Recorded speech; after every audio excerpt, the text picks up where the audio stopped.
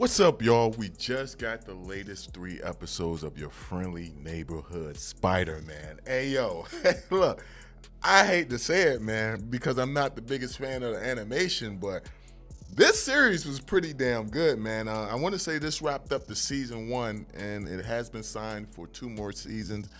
I want to see where the story goes, man. Like, I'm invested in all the characters. Peter, Lonnie, Nico, Norman, Harry. Like, yo, I want to see what happens with all these characters, even down to the characters we didn't get much of, such as, Doc Connor, the dude that becomes the Tinker, the guy who becomes the Hulk in the future, the young version of the Hulk. Like, I want to see what happened with all these characters. I liked every character in this series by the time it got to the final episode, even down to Dr. Octavius, where we really didn't get much of him. But in the last episode, where we get to see his personality and how he was walking around as he was escaping, all of that stuff was great things, man. We actually got Daredevil in episode 6, and they leaked the fight.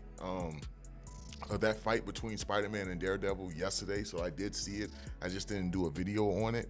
And that battle was cool for what it was. It was a nice interaction between the two of them, and you have it where Daredevil tells Spider-Man that, there's more to Norman Osborn than meets the eye. And we actually start to see like a little bit of where Norman personality actually is in these last few episodes. So, Norman definitely probably will become the Green Goblin at some point. At first, when I was watching the beginning of the series, I was thinking he might just be a good version of Norman Osborn where he remains good. But as the episodes go on, you start to see more and more, not necessarily of his darker side, but of how much, his ambition and what his goal is and how he wants to be on the top of everything. So you do see that. But the stuff with Daredevil was nice for what it was.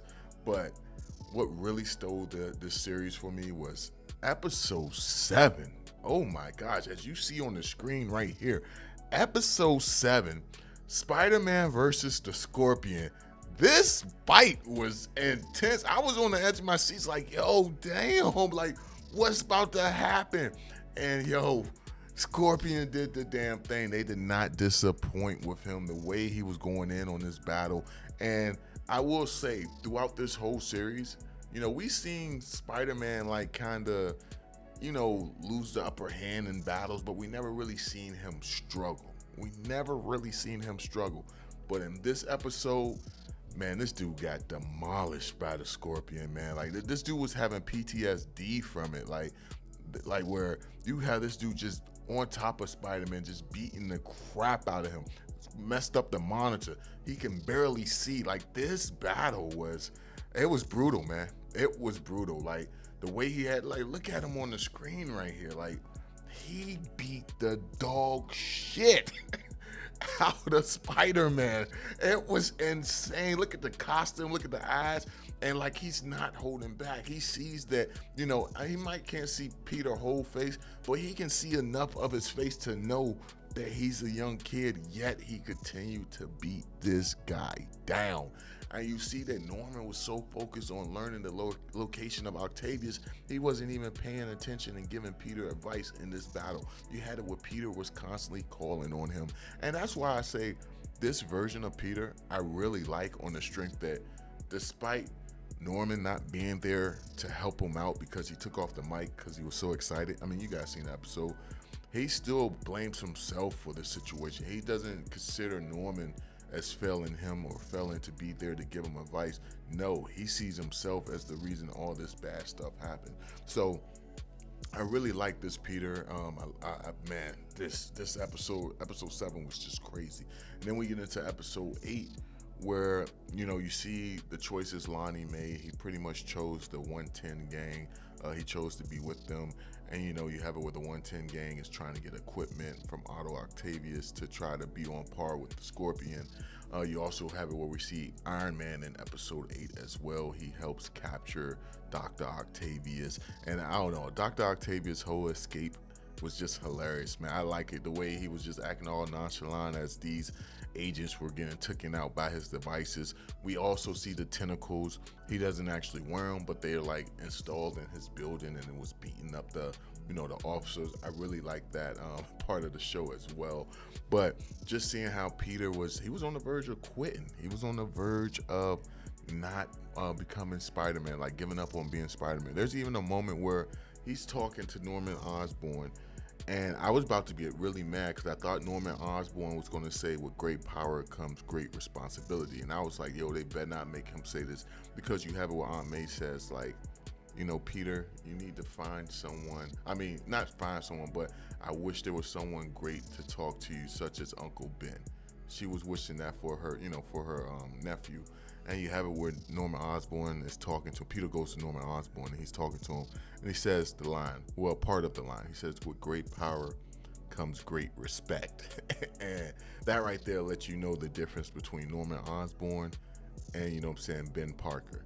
And, some people may overlook it, but it shows you their mindsets, where Ben is telling you, like, yo, you have power and you have a responsibility now that you acquire that power. And then you have it where Norman Osborn is saying, like, yo, you have great power and people should respect you. I mean, he pretty much should have said, like, yo, hey, they with fear, they will respect you. Pretty much what he was trying to say. Well, at least that's what I was getting out the conversation. But I really like these last two episodes. Don't get me wrong, the episode with Daredevil, it was good for what it was. But yeah, the last two episodes, hey, they was like that. By the time we got to the end, I was sitting there like, yo, this can't be the end of of the season. Like, yo, I need some episodes next week. But no, yeah, that was the end. And then we also get to see Nico, she kind of displays some of her powers in this in the past episode, where she used her medallion glue up, and it kind of gave her like a way to predict the future. Yeah, she is a comic book hero, but I'm not too sure on her powers and capabilities. Maybe I should look her up. But yeah, you have it where her and Harry get pretty cool towards the end, and you just have it where towards the end of the episode, Harry gives a new suit to Peter, and it ends. Pretty much, I believe it's going to be his classic Spider-Man outfit. But yo, this show was it was pretty good. I can admit, despite how I felt about the animation, whenever it came time to fight, it's like the animation was pretty decent, pretty good in my opinion. Now, this I feel like was an investment, and if this does well because season 2 is already coming, but if people perceive season 1 to be a classic or something really good, I feel like they'll put more into the animation for season 2. Or at least that's just my hopes for it. But if you have watched this, let me know y'all thoughts down below. What did y'all think about the final 3 episodes? What do you think about the season as a whole? Let me know. Curious to hear y'all thoughts. And I will catch y'all in the next one, man. Peace.